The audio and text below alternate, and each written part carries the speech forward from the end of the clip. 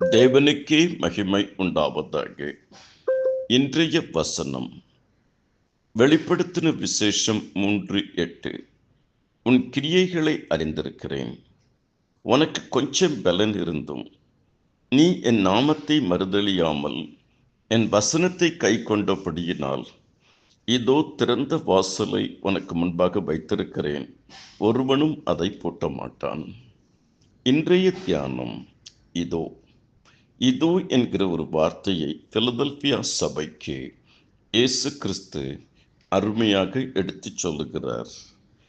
வெளிப்படுத்தின விசேஷம் 3வது அதிகாரம் 7 முதல் 13 வரை வாசிக்கும் பொழுது, பிகோல்ட், அதாவது இதோ இதோ என்று சொல்லி 4 பெரிய ஆசீர்வாதங்களை கொடுக்கிறார். 1, இதோ திறந்த வாசலை உனக்கு முன்பாக வைத்திருக்கிறேன், ஒருவனும் அதை பூட்ட மாட்டான்.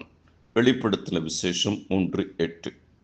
இரண்டாவது 3:9, இதோ யூதர் இல்லாதிருந்தும் தங்களை யூதர் என்று பொய் சொல்லுகிறவர்களாகிய சாத்தானுடைய கூட்டத்தாரில் சிலரை உனக்கு கொடுப்பேன்.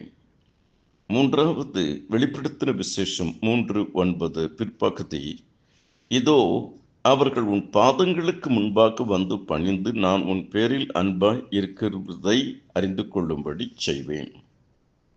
நான்காவது வெளிப்படுத்தின விசேஷம் 3:11, இதோ சீக்கிரமாய் வருகிறேன், ஒருவனும் உன் கிரீடத்தை எடுத்துக்கொள்ளாதபடி உனக்குள்ளதை பற்றி கொண்டு இரு.